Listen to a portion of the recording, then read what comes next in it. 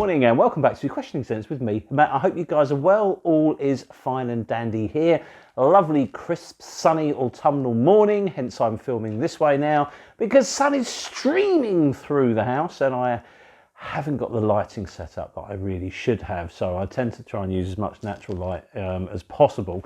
Only this morning we have a little too much of it, so we've had to film in a different way. Anyway, don't worry about that. I hope the video comes out okay and I hope you suffer through it because I'd like to talk to you about a rather interesting perfume today.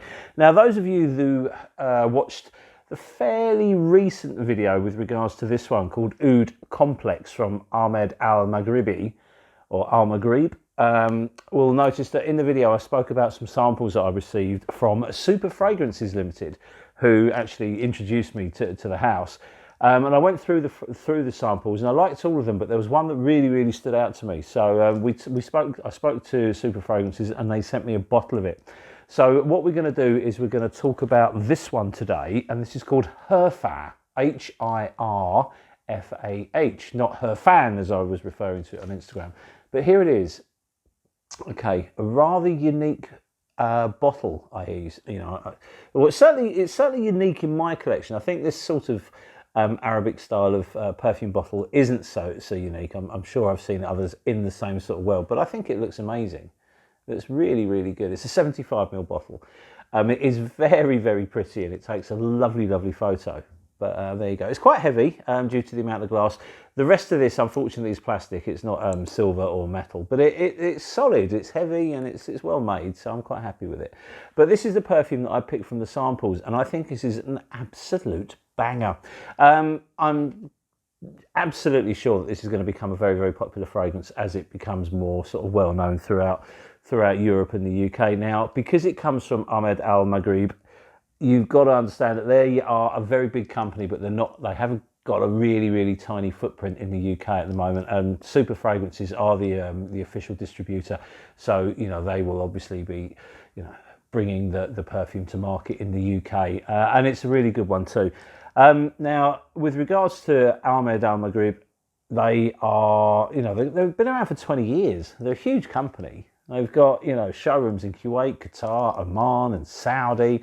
There's over 100 showrooms, so they are a big entity. They're just, as I say, they're not very well known in the UK and Europe. But I think that will change if they keep churning out fragrances like this, and to a certain extent like this, then you will certainly be seeing a lot more of them.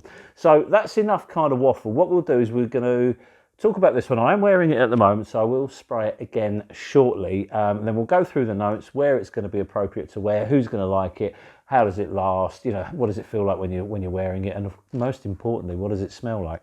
So, okay, what we'll do now is we'll have another little spray for the purposes of the review, and then we'll go through the notes and we'll talk a bit more about the fragrance. But have a look at this. This pressurized atomizer gives a very fine mist, and it delivers just about enough that you want, because this is quite a potent perfume. Already the room's starting to fill up from that spray, and obviously that combined with me wearing it means we are in quite the smelly room at the moment. So what we'll do is we'll have a quick look at the notes and we'll talk about the perfume. So the official notes on the websites just describe this as fruity, floral and woody, and that's exactly what it is. But obviously I've got a bit more of an inquiring mind and I'd like to know a little bit more about what's in it, because it smells a lot more interesting than that sort of basic description. So when I actually got the sample card, and on the sample card it breaks down the top, mid and the bottom. So we'll have a look at that. So on the top you have sweet lime, so new one. You have lavender and you have green apple, and then in the middle you have healing wood, you have geranium, you have pine, you have magnolia. Then on the base you have amber, musk, sandalwood, patchouli and oud. There's a couple of things there that really sort of jump out. First and foremost, the sweet lime, lavender and green apple on the top is absolutely sublime. It works so well. So you have a very sharp blast. It jumps out. And it's sweet, but it's citrusy. There's a little sharpness to it, but it's all smoothed out by the lavender, the apple and the lime combined together to make a wonderful and really rather unique smell. It's beautiful at this stage. It's very refreshing, it's very crisp, but it's very airy. Now it states in when you look at the notes, it says it's musks in the base. The musk is present throughout the life of this perfume. It's a very, very airy, musky fragrance. Like you find with a lot of those sort of Middle Eastern kind of vibe fragrances, they do use a lot of musk. But don't worry about that. If you're not a massive fan of musk, all it does is it just helps push the perfume out. It's a very clean musk, so don't worry about that. Next up that really struck me was this material called healing wood. Now, I've never come across healing wood before, but I have researched it, and it does appear to be another name for Palo Santo, which is a wood, a tree from sort of the South Americas, which is known for being a kind of a citrusy, woody type thing. And I think that kind of blends in with it. When you look at the florals in this, you're not picking out, you know, like with quite a lot of sort of Middle Eastern fragrances, they'll put jasmine in, and you can never really find a jasmine note, but you do get a hint of something floral. And that's what kind of happens here. Geranium and magnolia are the florals that they've used, and what they do is they just kind of mix in with this musk to give a slightly floral undertow. You wouldn't, you know, when I wear this, I don't think, oh yep, the geranium's kicking in. I don't get that at all. I get some nondescript florals coming in that blend in with the sweet and the freshness of the opening. This is lovely. I think the pine is a perfect pitch for it, but it's a clean wood. So the top and the middle of the perfume are still very, very fresh and very, very airy. And it's sweet, and it's really, really enticing. As it dries down, I was expecting to find this sort of like a darker ambery kind of thing as per the notes, but that doesn't really happen. You don't really notice any oud either. The sandalwood does creep in, and that's where it starts to become a little bit more exotic. The whole perfume does have a kind of a Middle Eastern vibe to it. So if you're a fan of Middle Eastern perfumery, you're going to love this one. If you're not, don't worry, because of the way the notes are constructed and put together, it does kind of smell more like a Western Eastern crossover. So it's not, you know, it doesn't smell like classic French perfumery, but it doesn't smell overly Middle Eastern either. It's certainly a perfume from the Middle East that's probably pitched for a Western market, and it works really rather well. Now, I got this about 2 weeks ago, so it's taken me a little while to get this video filmed because I really wanted to wear it. And I think this is a cracking fragrance for now, but in the summer, it's going to be absolutely spot on. Performance is brilliant. Now, when I got the sample, I sprayed the sample on the back of my hand, as per normal, and it really filled the room up. My wife was like, bloody hell, that's strong. She said it was nice, but she said it was really, really strong. And I thought so too. It kind of really did belt out, and for a very long time. So when the bottle arrived, I was really excited. So I wore it to work and doused myself in it because I was working on my own. And I think it was a late shift as well. So I could wear whatever I wanted and as much as I wanted. So I went heavy on it, and it didn't seem that strong. I wondered if like I'd had a different reaction to the sample as to the bottle. Then I realised I drowned in it. I lost it for a little while, but it kept coming back. I mean, I didn't lose it completely. I could always smell it. But I just think it overcame my senses. I think I not became nose blind to it, but I think my nose was battered into submission. So it sort of kind of dropped off a bit, but it lasted and lasted and lasted. So when I wore it the next time, I went a lot lighter on the sprays, and it was, you know, I was in this wonderful bubble for my entire shift. And it works so well. Because of that almost overdose of citruses in the beginning of the perfume, it always keeps quite fresh. So even when it kind of meanders slowly into the dry down, where you'll be getting more of this sort of sandalwoody kind of patchouli type thing, they're the two notes that I find most prominent in the dry down. It still retains its freshness, so you have a kind of like a green leaning sandalwood would be a better way of putting it. The oud, if they're, you know, I can't pick out oud as a note in this perfume at all, but what I do get is a sort of more of an exotic twinge to the dry down. So that's where I think the oud is within this perfume. So it's just a fresh, fun, light-hearted fragrance with really, really good performance. It's very, I don't know, it's almost sophisticated. I think it's a little bit too loud to be classed as a sophisticated perfume, if you know what I mean. But it does smell wonderful, and just that clean musk is so prominent. It does have a freshness about it pretty much all the time. Very clean fragrance.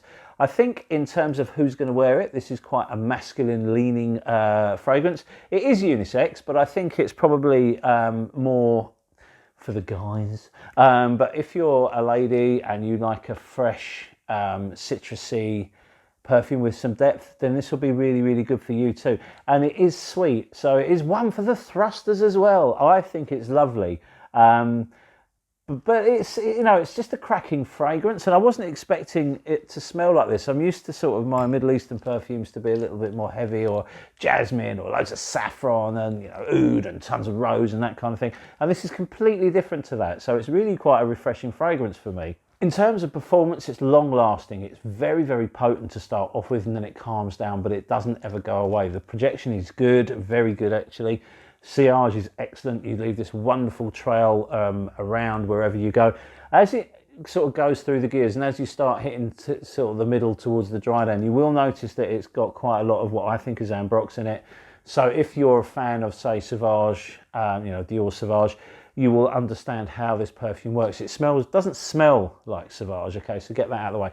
It behaves like Sauvage, if you know what I mean, with that kind of huge opening, that room filler, and then that sort of ambrox driven dry down that gives it incredible longevity. And you will smell it as ambrox. So if you're not a fan of that, then it might not be for you. But if you don't mind it and you like it, then this is a perfect fragrance for you.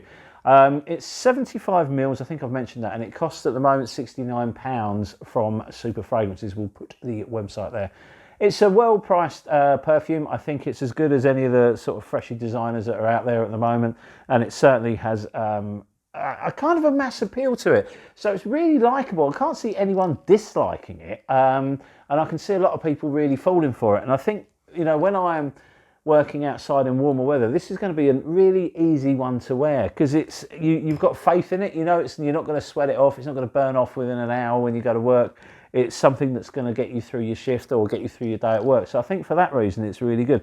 It'll also be a good holiday frag. I think if you're going on a beach holiday, or, you know, you're running around town somewhere in Spain or wherever you crazy people go, this will be a really good one to wear, because it will just keep that freshness. You know, when you're hot and you're away, there's nothing worse than thinking, oh, do I smell? Am I coming across as a sweaty mess? And when you've got like a musky, airy, fresh perfume, that you don't have to worry about that. I don't know how it's going to be in really cold weather. We've had quite a mild autumn so far, but it's been a real pleasure to wear at work and out and about socially in autumn. So I think it's a good one. It's a nice one for the pub. You can smarten it up or you can dress it down, basically. It's a really, really rather good one. I do like the bottle. I must admit, I have got a bit of a soft spot for it. It is quite quirky, and I suppose in some respects quite a traditional sort of Middle Eastern looking perfume, but it's good. Despite the fact there's a little bit more plastic on here than I would like, it looks the business, actually. It's a weird one to hold, though. This sort of base on it kind of feels a bit strange, and, you know, spraying it like such. But all in all, this is an excellent perfume, and I'm really, really happy to have it in my collection. And as I say, as things get warmer, it's going to get worn an awful lot more than it already is. So there you have it. Thank you very much for your time. Sorry about all this lighting chaos and everything. My shifts have just had a bit of a change to them. So I had lots of videos that I planned to film this week, which I haven't been able to do. But I do have a couple of days off next week, so you can expect the Aquarium, and we will have a look at Soma, the new house from Fragrance Weirdo, and the perfume Virili, so we'll be talking about those next week as well. And then we've got another top 10 planned for you. So there you have it. Thank you very much for your time. It's always appreciated. I hope you've enjoyed the video. And if you're looking for a real interesting, sweet freshie, have a look at Hirfah. So thank you very much. And once again, thank you very much to the guys at Super Fragrances for sending that perfume. It's incredibly appreciated. So cheers, thanks, and bye.